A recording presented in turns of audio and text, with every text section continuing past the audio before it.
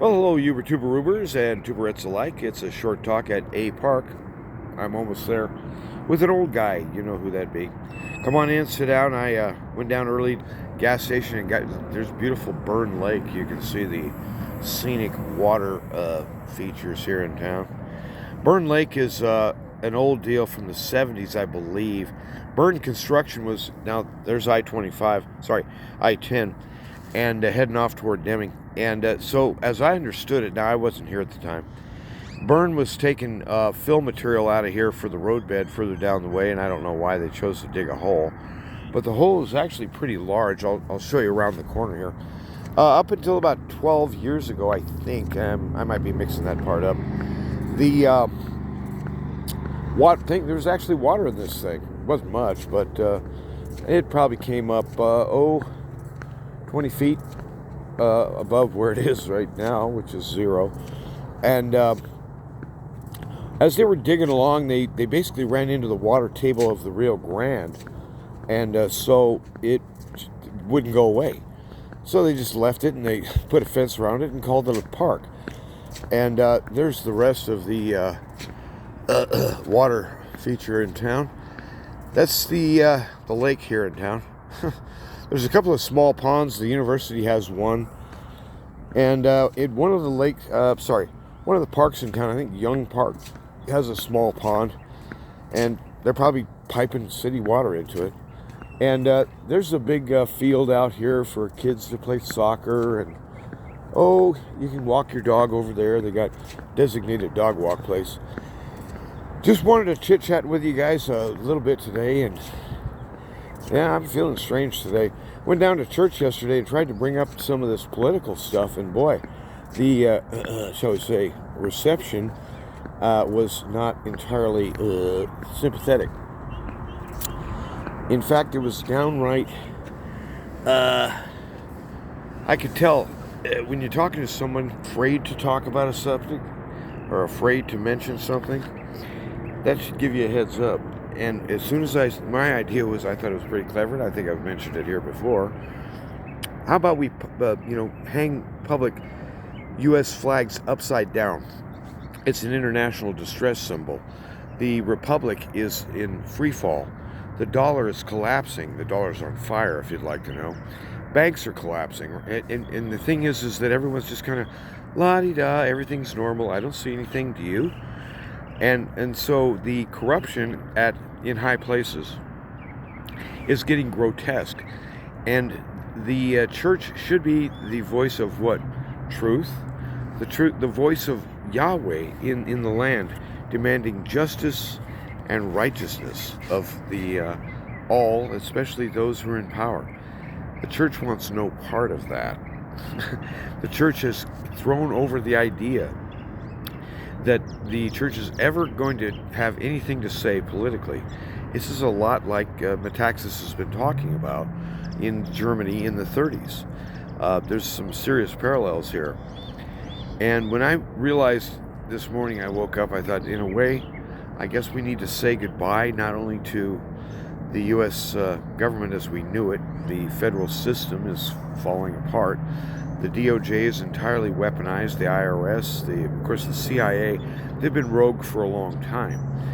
And they do whatever they want. They got something like $100 billion of black funds that they never have to account for, and that's in 1 year, $100 billion. What do you think they're doing with that? Planting gardens and helping people figure out how to raise little kids? No, I don't think so. They're busy overthrowing governments and all kinds of who knows what. And so I just thought, the church should say something here. And the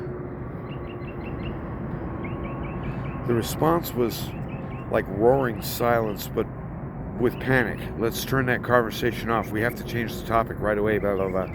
And it just kind of freaked me out. This is one of the elders in the church. This guy's older than I am, and he's a solid biblical guy, but maybe he's not so solid after all. I don't know. But the thing is that it left a bad taste in my mouth. And I'm just looking at all this thinking, well, If it's time to wave bye-bye to the republic, it's wave bye-bye to the dollar.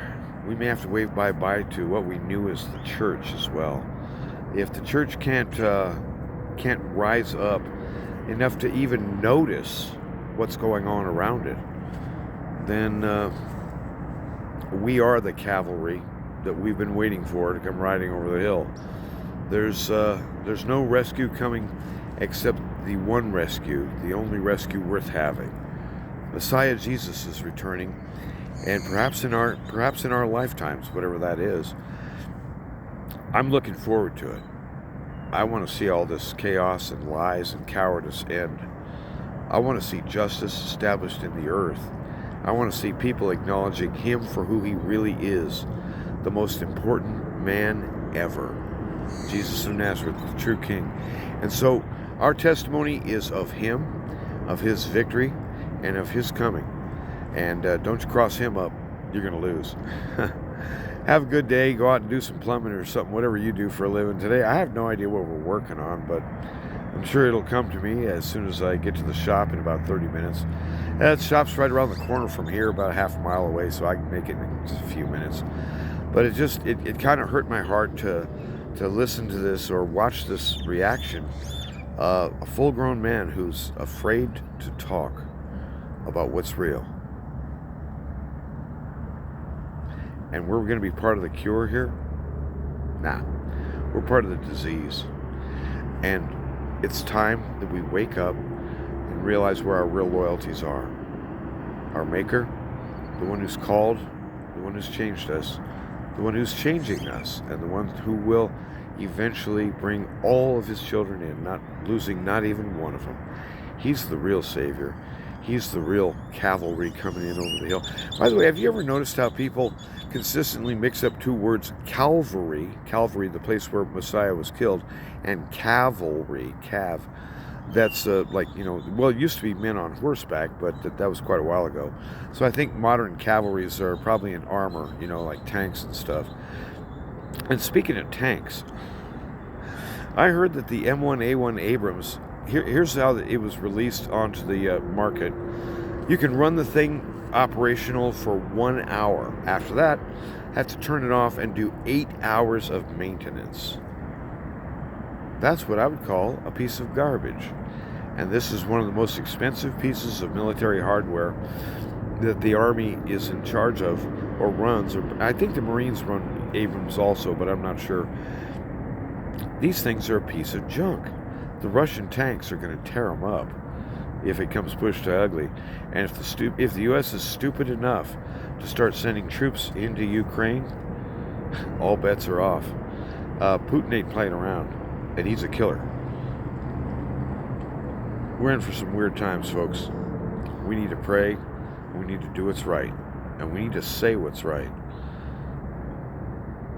And you're the one to do it. A little at a time, start today. Make small steps, but always in the right direction, toward home. Have a good day, and don't let them get you down.